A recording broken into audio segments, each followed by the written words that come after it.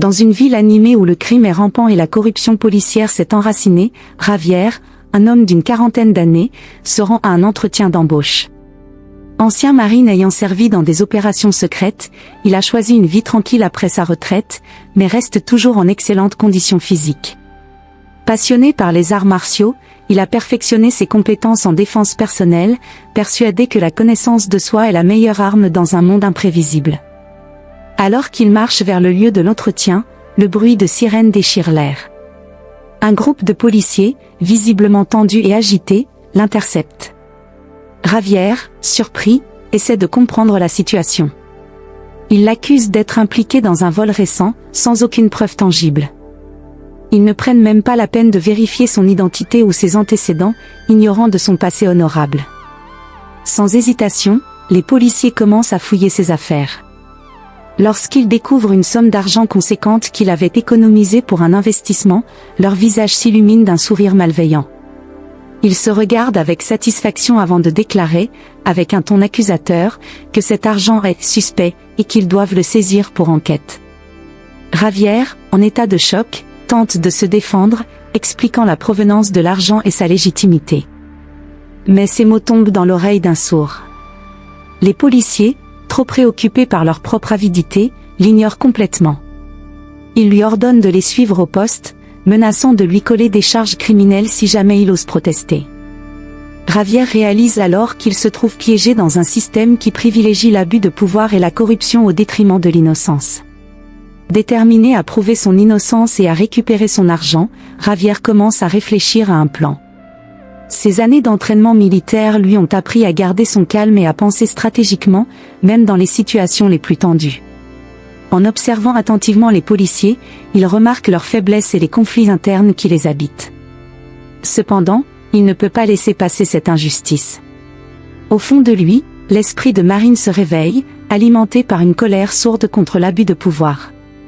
Alors qu'il s'éloigne avec son argent, il prend une profonde inspiration, son esprit se concentrant sur l'instant présent. Profitant d'un moment d'inattention des policiers, Javier agit. En un éclair, il utilise ses compétences en arts martiaux pour neutraliser rapidement le premier policier qui se trouve à proximité. Sa formation militaire lui a enseigné non seulement à se battre, mais aussi à se mouvoir avec agilité et à garder son calme sous pression.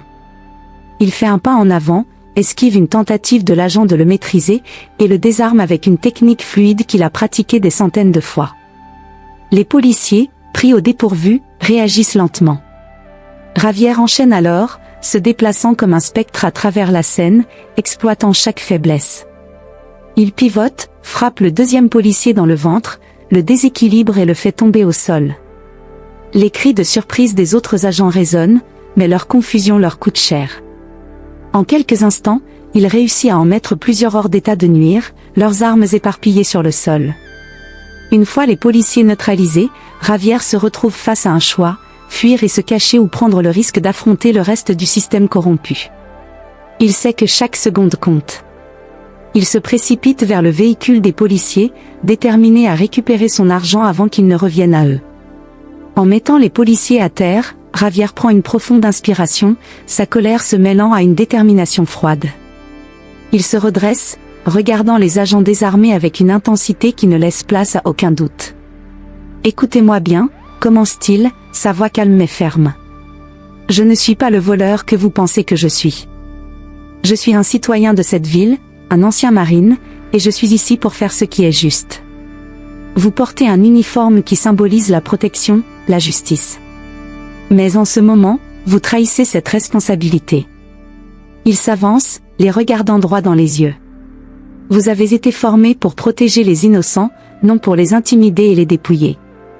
La corruption ne doit pas être une seconde nature pour vous. En choisissant de vous engager dans ce genre d'abus, vous salissez l'honneur de votre profession. » Les policiers, initialement méprisants, commencent à percevoir la gravité de la situation. La peur et la confusion s'installent lentement dans leurs yeux. Javier continue, sa voix se faisant plus pressante. « Je sais ce que vous ressentez. Peut-être que vous avez l'impression d'être au-dessus de la loi, que vous pouvez faire ce que bon vous semble. Mais sachez que cette ville a besoin d'hommes et de femmes de bien, pas de prédateurs. » Un silence pesant s'installe. Les policiers échangent des regards nerveux. Javier en profite pour partager son histoire. J'ai servi mon pays, j'ai protégé des vies. Chaque jour, j'ai dû prendre des décisions difficiles pour assurer la sécurité de ceux qui m'entouraient. Je n'ai pas fait ça pour voir des hommes comme vous abuser de leur pouvoir pour voler et intimider. Il se penche légèrement en avant, comme pour les pousser à réfléchir. Ce que vous faites aujourd'hui ne concerne pas seulement moi. Cela touche nos familles, nos amis, et l'intégrité de cette communauté. Pensez à cela avant de vous relever. Pensez à ce que vous pourriez faire différemment. Un des policiers, visiblement mal à l'aise, murmure « On n'a jamais voulu ». Javier l'interrompt, conscient que cette opportunité pourrait faire basculer la situation. Alors arrêtez cela maintenant. Faites le choix de changer. Vous pouvez encore le faire. Mais cela doit commencer aujourd'hui, ici, avec vous. Après l'incident, la nouvelle se répand rapidement dans la ville. Les habitants, d'abord méfiants à l'égard de la police, commencent à voir Javier comme un héros local. Sa confrontation courageuse avec les agents de police résonne dans les cœurs de nombreux citoyens, en particulier parmi les jeunes. Inspirés par son courage, ils se regroupent dans le parc local pour écouter ses récits et apprendre des techniques d'autodéfense. Javier, avec sa sagesse et son humilité, devient une figure respectée. Il propose des cours gratuits dans le parc, transformant cet espace en un lieu de renforcement de la communauté. Les enfants et les adolescents affluent, non seulement pour apprendre à se défendre, mais aussi pour entendre des histoires de résilience et de force face à l'adversité. Chaque samedi matin, des groupes de jeunes se rassemblent autour de lui. Javier leur enseigne non seulement les techniques d'autodéfense, mais aussi l'importance de l'estime de soi, du respect mutuel et de la responsabilité civique. Se défendre, c'est bien, mais défendre les autres et sa communauté, c'est encore mieux, leur dit-il. Ces mots résonnent avec une vérité qui touche tous ceux qui l'écoutent. Cependant, la police, embarrassée par la tournure des événements, commence à enquêter sur Javier. L'agent responsable de l'opération, l'inspecteur Moral, un policier arrogant connu pour ses méthodes brutales, se sent menacé par la réputation grandissante de Javier. Moral, frustré par la manière dont la communauté soutient Javier, voit son autorité contestée et décide de réagir. Il se lance dans une campagne de diffamation, présentant Javier comme un délinquant dangereux dans les médias locaux. Moral fait circuler des rumeurs selon lesquelles Javier aurait des antécédents criminels et qu'il manipulerait les jeunes pour en faire des fauteurs de troubles. Les articles commencent à paraître, et la désinformation se propage, troublant l'opinion publique. Certains habitants, influencés par ces mensonges, commencent à remettre en question le bon sens de Javier et son rôle de leader. Javier, conscient des manigances de Moral, refuse de se laisser abattre. Sa détermination à défendre son intégrité et à protéger sa communauté est plus forte que jamais. Il sait qu'il doit agir rapidement pour rétablir la vérité. C'est alors qu'il se tourne vers Rosa, une avocate spécialisée dans les droits civiques, qui a déjà combattu des abus de pouvoir similaires.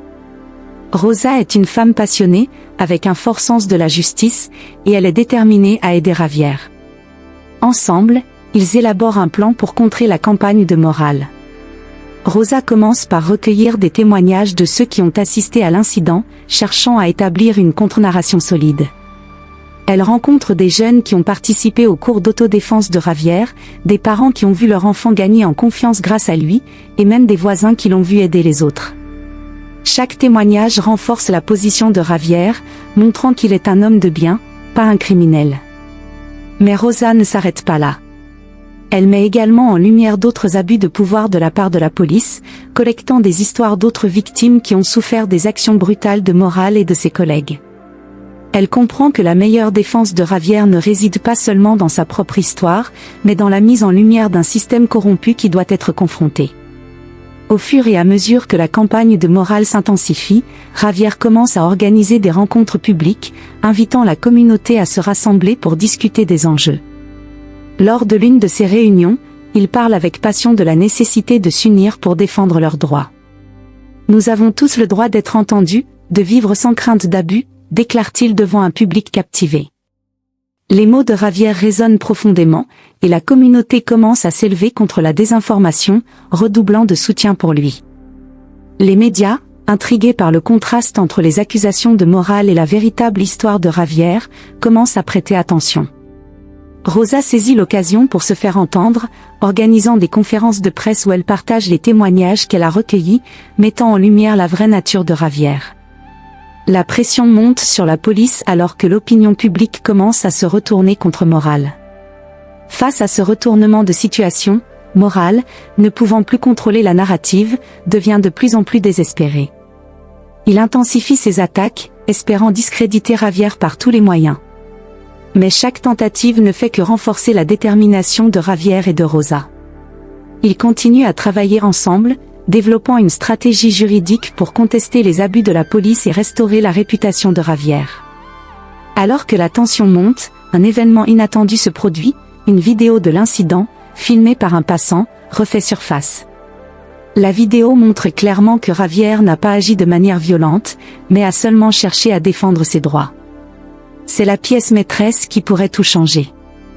Rosa se prépare à dévoiler cette vidéo lors d'une conférence de presse, déterminée à faire éclater la vérité au grand jour. C'est le moment de rétablir la justice, déclare-t-elle à Javier. Ensemble, ils sont prêts à faire face à Morale et à toute la force de la police, unis par leur conviction que le courage et la vérité triompheront toujours sur la peur et la corruption. Le jour de la conférence de presse arrive, et une foule de journalistes, de citoyens et de soutiens de Javier se rassemblent devant le tribunal. L'atmosphère est électrique, et la tension palpable. Rosa, debout aux côtés de Javier, prend une profonde inspiration avant de s'adresser aux médias. Aujourd'hui, nous sommes ici non seulement pour défendre un homme, mais pour défendre la vérité et la justice dans notre communauté, déclare-t-elle, sa voix résonnant avec conviction. Elle présente ensuite la vidéo qui montre l'incident en détail, révélant la véracité des événements. Javier se défendait légitimement, tandis que les policiers agissaient de manière abusive. Au fur et à mesure que les images se diffusent à travers les écrans, un murmure d'incrédulité parcourt la foule. Les journalistes prennent des notes frénétiquement, et des réactions commencent à émerger sur les réseaux sociaux. Les habitants, d'abord partagés, commencent à réaliser que Javier est un homme de paix, cherchant simplement à défendre ses droits. L'impact de la vidéo est immédiat. Morale, qui assiste à la conférence de presse avec une arrogance visible, devient pâle en voyant les réactions. Les commentaires du public se retournent contre lui, tandis que des témoignages d'autres victimes de ces abus affluent. La pression sur la police augmente, et les critiques commencent à se concentrer sur la nécessité d'une réforme. Face à cette montée de soutien pour Javier, le chef de police convoque une réunion d'urgence. Les membres du conseil municipal, ainsi que des représentants de la communauté, sont présents.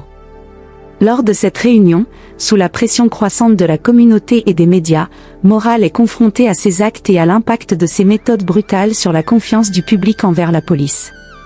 Dans un geste de désespoir, Morale tente de justifier ses actions, mais sa défense ne fait que renforcer les doutes. Des membres du conseil, après avoir écouté les témoignages des citoyens, décident de prendre des mesures immédiates contre lui. Ils annoncent une enquête indépendante sur les pratiques policières de l'équipe de Morale, et celui-ci est suspendu pendant la durée de l'enquête. Javier, quant à lui, devient le visage du changement dans la ville. Ses cours d'autodéfense continuent d'attirer de plus en plus de participants, et il commence à collaborer avec Rosa pour mettre en place des programmes de sensibilisation aux droits civiques.